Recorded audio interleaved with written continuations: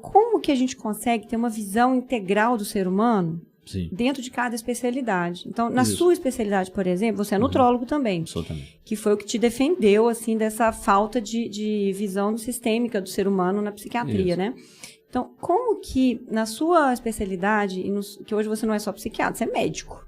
Eu acho que quando a gente se liberta do rótulo, eu acho que é uma nossa, que a pessoa vai ser endócrino, né? Me dá Ozempic. Todo mundo, né? Exatamente. Falei, não, eu sou médica, estudo muito hormônios, endocrinologia e metabologia, mas hoje eu trato outras doenças, inclusive. Então, você se libertou desse rótulo e as pessoas te procuram não só para tratar uma bipolaridade, mas para ter saúde mental e física, o que é uma coisa que é difícil de se ter. Então, eu queria... Como que você enxerga a saúde integral? Então, o que você falou, eles me procuram geralmente por ser um psiquiatra um pouco diferente na percepção deles, ou pessoas me procuram para melhorar a saúde, tá certo?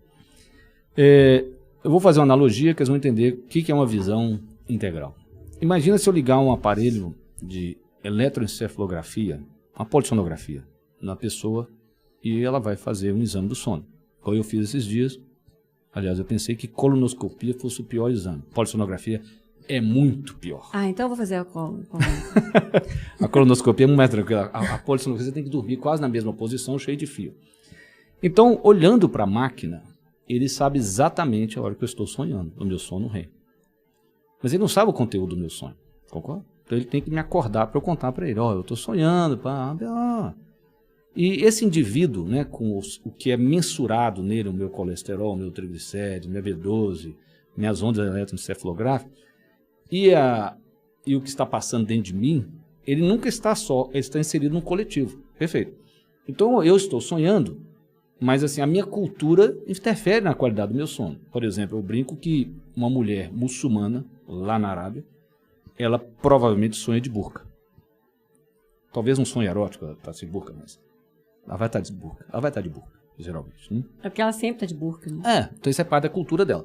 E tem uma dimensão social, que é a economia, a política, se tiver guerra, né? Outras questões que são tangíveis.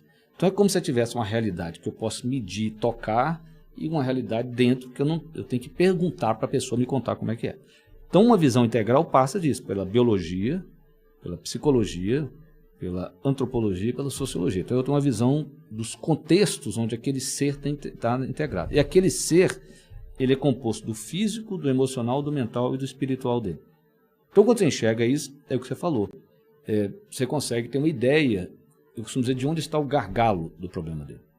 Então o gargalo é assim, né? Então você tem uma caixa d'água com um cano de uma bitola X. A água vem. Se o cano ficar estreito, é um gargalo. O que vai sair de água é o menor cano, não o maior. Então, todo paciente tem um gargalo, que geralmente não é o que ele quer, é o que ele precisa. Então, a arte mais difícil é como você equilibra o que ele quer com o que ele precisa de fazer. Porque se bastasse a gente dar uma receita, ele podia ir embora, mas não é isso. Você tem que, às vezes tem que voltar, você tem que abrir um espaço para criar um diálogo. Evidente que isso também tem um limite, que muitas pessoas não querem assumir a responsabilidade. Então, eu acredito que você ter essa visão, assim, você não precisa de fazer tudo. Mas você tem que enxergar a pessoa como um todo. E no caso do gargalo, eu digo que a gente vive um momento que é assim, devido ao excesso de informação, então eu vejo assim, a pessoa tem um problema no casamento, uma profissão que ela acha terrível, e ela acha que o problema dela é a desbiose. A desbiose pode ser só a consequência, não a causa.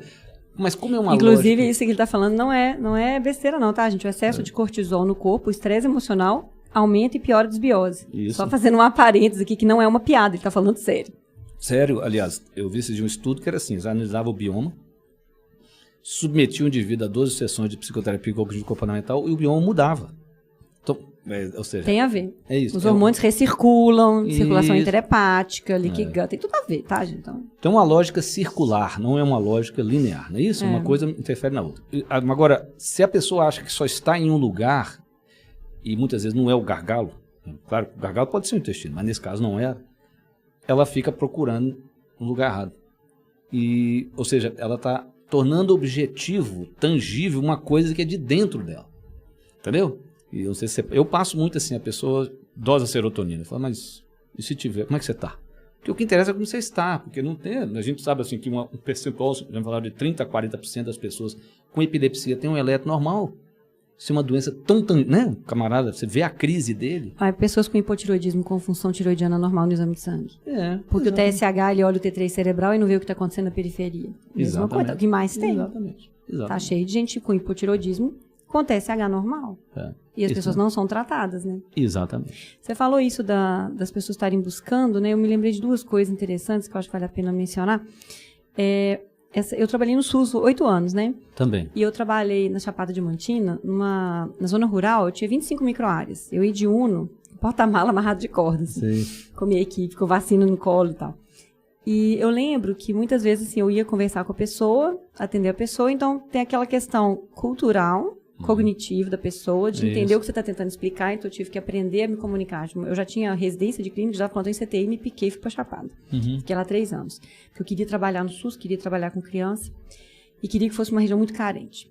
Aí, eu lembro assim, que eu tinha que explicar a questão toda, e aí tem a questão econômica, a pessoa tem condição financeira de fazer um tratamento, não tem. A pessoa tem condição de tomar os remédios, porque ela não consegue saber o que é dia e noite. Eu tinha que desenhar a lua e o sol. Sim. O tanto de coisa que você tem que levar em consideração. Com 20 minutos de consulta de convênio, você faz uma receita, a pessoa vem de longe, às vezes. Você dá a receita, a pessoa vai embora. Sim. Né? Ela não toma o que você prescreveu. Ela não 90% das pessoas não tomam. O time span dela não permite, talvez, nenhum dia dela enxergar o que ela tem que fazer naquele dia. Isso. Aí eu chegava na casa das pessoas e eu via a realidade das pessoas. Então, aí tinha 2 cestas, uma com o sol desenhado, que a minha enfermeira fez, uma com a lua, com os comprimidos ali. Ele pegava um de cada e tomava. E a questão toda das famílias todas morando no mesmo lugar, trabalhando todo mundo na mesma cama. Muito difícil. Então, quando você leva em consideração a parte sociocultural, interfere totalmente no tratamento, no diagnóstico. E aí você fala para a pessoa, tem que comer carne. Aí a pessoa, a gente come uma vez por mês. E foi justamente, eu descobri isso no dia que eles serviram para mim. Sim. Eu até chorei, engasgava assim. E não podia recusar, porque era uma honra. Então, assim, aquelas questões, assim, de que às vezes a gente não se coloca, não consegue entender a dimensão da realidade da outra pessoa na hora de fazer uma receita. Então, eu sempre pergunto a religião, porque quando eu estava no hospital, eu lembro que tinha testemunho de Jeová e não podia fazer transfusão. Então, às vezes, você não pode fazer alguma coisa pela religião da pessoa. Exatamente. Às vezes a pessoa está lá com uma deficiência grave, mas a religião não permite comer aquilo ou aquilo outro. Isso. Então, essa questão da dimensão socioeconômica, sociocultural é muito importante. A religião e a espiritualidade também. Se a pessoa tem uma religiosidade muito forte, às vezes ela é mais pragmática, mais forte. Ela é mais otimista, ela confia em Deus. A pessoa que, às vezes, não tem uma religião, se ela não for muito forte, assim, muito prática, né? Às vezes ela se perde e fica, assim, sem esperança, né? Ou seja, a nossa finitude, né? Para quem não tem uma religião ou uma espiritualidade, é muito mais difícil de lidar. Não é isso? Não é? O indivíduo é pragmático. Eu acredito, né, que existe uma dimensão não física da nossa consciência. E as pessoas perguntam assim, como você acredita? Porque o que muda um paradigma é uma anomalia dele. Quando ninguém dava a volta ao mundo, ter um paradigma de um mundo plano resolvia. O dia que alguém deu uma volta ao mundo, você falou, opa, isso é uma anomalia. Então você tem anomalias, as pessoas não sabem. Mas tem um professor na Universidade da Virgínia, por exemplo, que ele tem 70 casos. Ele tem 70 casos, sendo que 80% deles ele achou a pessoa. São crianças dos 3 a 6 anos de idade que se descrevem como uma pessoa que já morreu. Não é exatamente uma reencarnação, porque tem crianças que se descreveram a mesma pessoa. Mas em detalhes. Tem um menino que chama David, que ele descreve que ele era um piloto da Segunda Guerra Mundial, o pai dele achou o porta-aviões onde a pessoa que ele dizia ser pilotou. Isso é uma anomalia, tá bom? Então o paradigma tem que ser questionado. Experiência com as mortes é outra anomalia, ninguém sabe explicar. Não sei se você sabe, tem pessoas cegas. E durante uma cirurgia, o indivíduo descreve depois para o cirurgião tudo o que aconteceu, mais curioso. Ele descreve algo que seria a cor. Ele fala assim, mas o seu sapato, ele não tem noção de cor, né? Era diferente da sua roupa.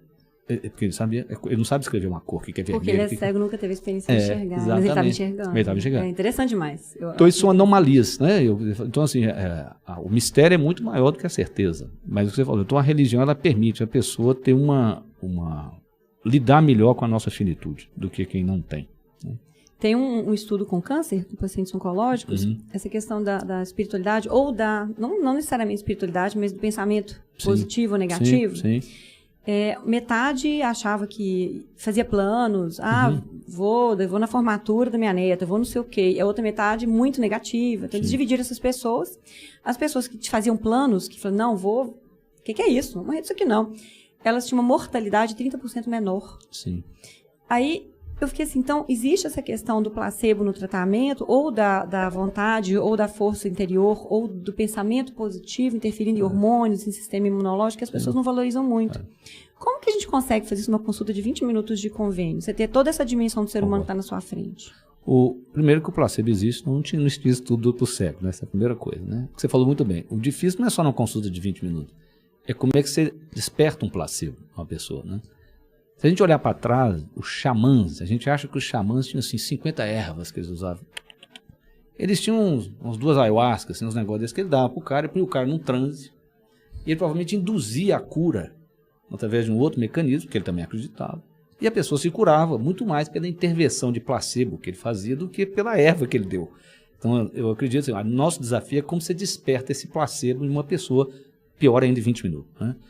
Isso eu acho que tem a ver com a confiança. Eu sempre gosto de contar essas histórias. Eu não tenho uma memória muito boa para nomes, a não ser que eu tenha lido. Se eu li o nome, aí eu guardo.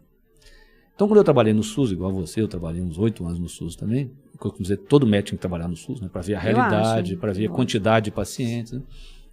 Então, eu lembro que a minha esposa disse que é porque eu gosto de fofocar. Então, eu não lembrava, o paciente sentava assim, eu olhava o nome dele e eu lembrava da história dele. Eu sabia a história, impressionante. Tinha coisa que eu falava assim, não é possível que eu lembre disso. Ele perguntava assim, a senhora é aquele caso? E elas iam ficando, eu ia falando. Então você via que chegava um ponto que elas se impressionavam com aquilo da minha memória. Aí eu costumo brincar que naquele momento eu dava um comando hipnótico. Eu falava assim, você vai melhorar. Então assim, naquele momento eu conseguiria criar um placebo, né, tá certo? Em outras circunstâncias não adiantava eu falar de qualquer jeito, mas se você criar uma empatia, né, com a pessoa, isso, aí eu acho que esse placebo é criado, né, esse campo de cura que eu acredito que gere. Então, assim, essa eu acho que é a arte, o que a ciência nunca vai conseguir fazer, porque a ciência exclui o placebo. Mas ela exclui como se ele não existisse. Não, você exclui porque ele existe. Né? Então, eu me lembro de um colega que... E o nocebo também. O nocebo, sim. Se você acha que uma coisa vai te fazer mal, grande chance de você passar a sentir alguma coisa ruim com ela, né? Algumas pessoas podem saber, assim, eu vejo assim, não estou dizendo que as pessoas não têm intolerância alimentar, mas você vê que hoje se tornou assim, se o camarada entende que ele tem intolerância a glúten, e ele come, ele passa muito mais mal do que ele passaria 10 anos atrás. Né? Se comer escondido. Exceto minha amiga era vegetariana e passava mal com carne. Um dia esconderam carne e ela foi pro hospital. Esconderam num bolinho carne, ela comeu e foi pro hospital. A gente passa mal mesmo. Ela passa mal mesmo. Eu passava mal com leite. Eu detectava qualquer quantidade de leite em qualquer coisa. Você me falou mesmo. Então eu tenho um caso interessantíssimo, abrindo um parênteses. Eu tinha uma paciente com Alzheimer, que ela tinha uma alergia a limão, assim, se ela fosse num restaurante, tivesse, ela tinha um edema de glória. Nossa Senhora. Você quer rir? Ela desenvolveu Alzheimer. Um dia a cuidadora deu para ela uma limonada. Ela não passou mal? Não passou mal. Ah, que ótimo. O poder da mente, né? Eu acho que como ela foi esquecendo a identidade, o sistema imunológico está ligado à identidade, provavelmente, né? Ela não se tornou intolerante mais. Não, isso é muito